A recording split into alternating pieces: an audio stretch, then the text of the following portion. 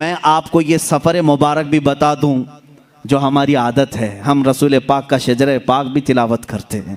अल्लाह के हबीब सल्लल्लाहु ताला अलैहि वसल्लम के शजर पाक की तासीर भी ये है, अल्लाह ताला उसके ज़रिए से ज़ुबानों में सलासत अता करता है, रिज़्क़ में बरकत देता है। इसलिए कि हमारे आपके दूसरों के नसब का तो छोड़ो, कायनात का जो सबसे अफजल व आला रसूल है उसके शजर नसब में बड़ी तासीर है। मैं आपको ये बताऊं, इस नूर ने जो मंजिलें तय की, रसूल पाक सल्लल्लाहु ताला अलैहि वसल्लम की ये जो मंजिलें हैं, जबीन आदम में आए, अब जब दुनिया से, जब जन्नत से उतर कर दुनिया में आए, रसूल पाक सल्लल्लाहु ताला अलैहि वसल्लम का नूर लेकर के ही दुनिया में आए।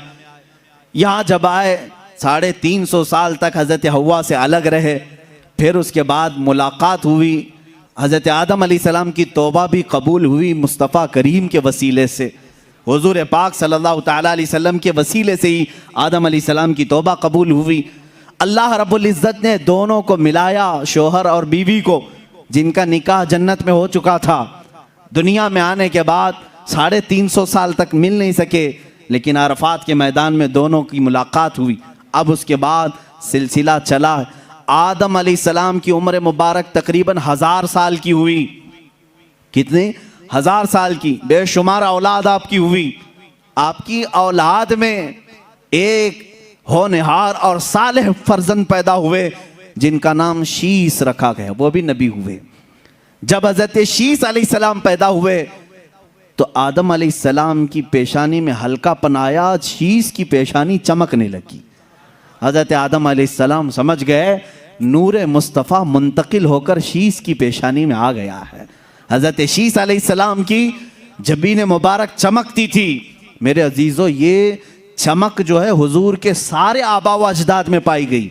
सारे हुजूर के जितने बाप आदम अलैहिस्सलाम तक आते हैं नसब में, सबकी पेशानियाँ चमकती थी।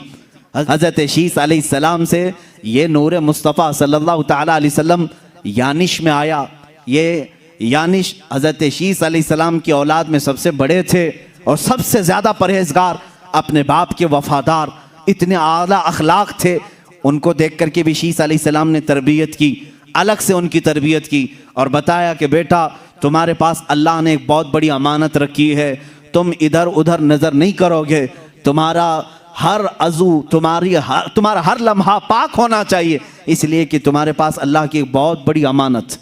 देखें, इस अमानत को हर बाप ने महफूज रखा और तरबियत भी वैसी की। हज़रत यानिश के बाद उनके बेटे कैनन थे। कैनन की पेशानी पाक में वो नूर मुस्तफ़ा मुंतकिल हुआ।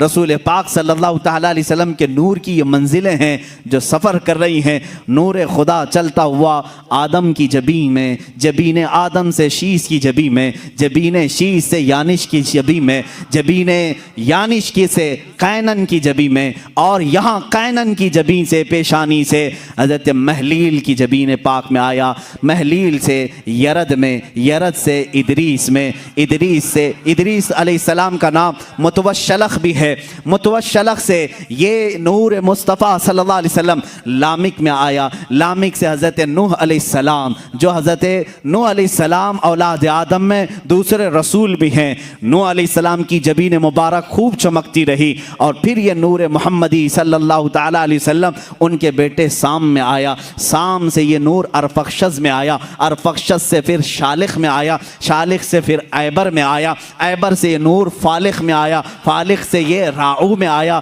राऊ से ये सारूख में आया।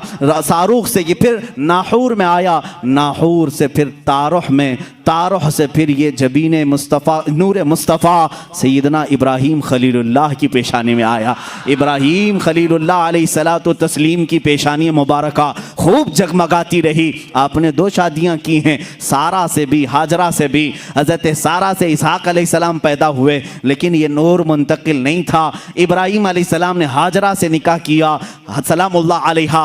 हज़रत हाजरा से बेटे पैदा हुए इस्माईल अलैहिस्सलाम। फिर ये नूर मुस्तफ़ा जबीन नबीन इस्माइल में आ गया। इस हज़रत इस्माइल अलैहिस्सलाम से फिर ये नूर मुस्तफ़ा सल्लल्लाहु ताला अलैहि वसल्लम नाबत में आया, नाबत से यशजब में आया, यशजब से तैरह में आया, तैरह से नाहूर में आया, नाहूर से मुक़व्विम में आया, मुक़व्विम से उदद में आया, उदद से अदनान में आया, अदनान से फिर माद में आया, माद से नज़ार में आया। ये सब मैं मेरे रसूल पाक के आबा व अजदाद के नाम पढ़ रहा हूँ। हर नाम पर आप रज़ियल्लाहु अन्हु कहें, अलैहिस्सलाम कहें, अल्लाह उन पर सलामती भेजे।